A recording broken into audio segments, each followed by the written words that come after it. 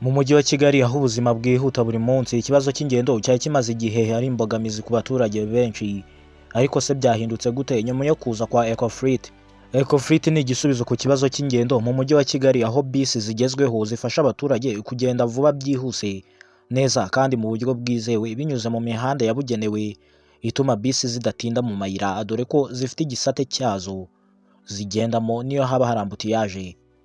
Imibare y'ikigo cy'igihugu mbarurishamibare mu Rwanda igaragaza ko mu mujyi wa Kigali abajya ku kazi n'amaguru bangana na 60.9%.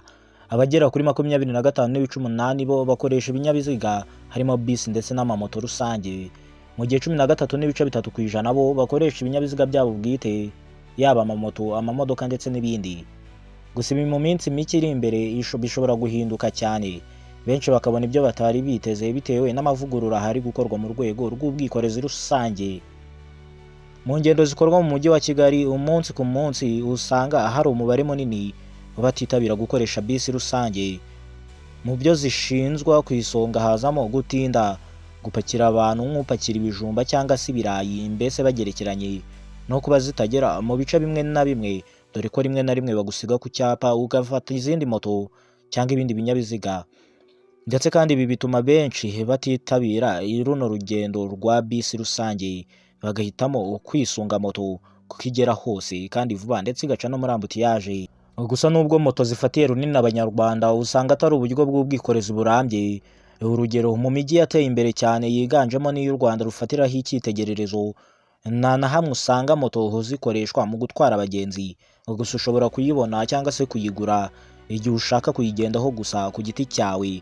Ariko nibibaho ko mw'ibyo bihugu byateye imbere moto itwara abagenzi. Mu minsi ishize hari umuntu wizewe wamaye amakuru ko u Rwanda rwigeze gutekereza guca burundu ikoreshwa rya moto, ariko rusanga hakiri kare bitewe n'uruhare zigira mu kugeza abantu mu kazi kabo ndetse no mu zindi ngendo, ndetse n'umubare munini w'urubyiruko uziha akazi. Gusa bishye bishyire kera, ubu buryo bw'ubwikorezi bushobora kuzakurwaho bugahinduka amateka mu gihugu cy'u Rwanda.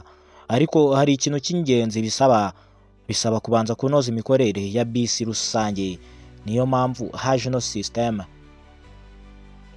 Imwe mu mpinduramatwara itazigera yibagirana mu mateka y'ubwikorezi bw'u Rwanda ni ikoreshwa ry'imodoka no za Toyota Hiace, zari zarahawe akazina ka twegerane kubera uburyo bwo kugendamo butatangaga ubwinyagamburiro. Icyo benshi bazibukiraho kandi ni abasore bitwaga ba convoyeur, nabo bari bafite byinshi bashinjwa bitari byiza, cyane cyane ku bakobwa. Izi kandi zasimbuwe na Toyota Coaster, arizo muzi nka Coaster, ari nabwo havutse ibigo bikomeye cyane bitwara abagenzi nka Volcano Express, Horizon Express, KBS, Royale, Matunda, Virunga ndetse n'izindi nyinshi.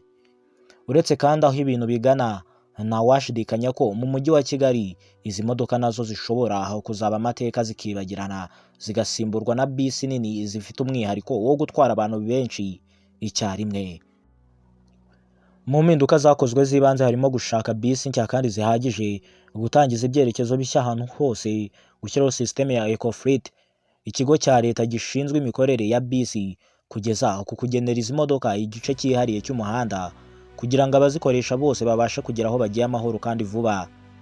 Kugeza ubu kandi nakubwira yuko leta y'u Rwanda yatangije igerageza ry'ikoranabuhanga rizafasha abagenzi bose kumenya mbere igihe bisi iri bugerere ku cyapa runaka ndetse n'imyanya ifitemo.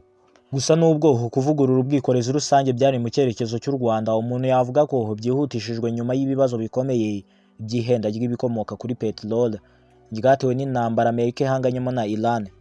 Gusa ku banyarwanda, abaturarwanda ndetse n'abaganarwanda, igisubizo ni kimwe gusa, nuko abantu bashyirwaho cyangwa se hashyirwaho uburyo bwo kugendera hamwe mu buryo bwo kurondereza lisansi ndetse n'amazutu igihugu gifite, ndetse no kwirinda ingaruka ihenda ryabyo rishobora kuzagira ku bukungu bw'igihugu. Uno niwo musozo w'ikiganiro nari naguteguriye, njye kikugezagaho nitwa Kwibuka Lonje.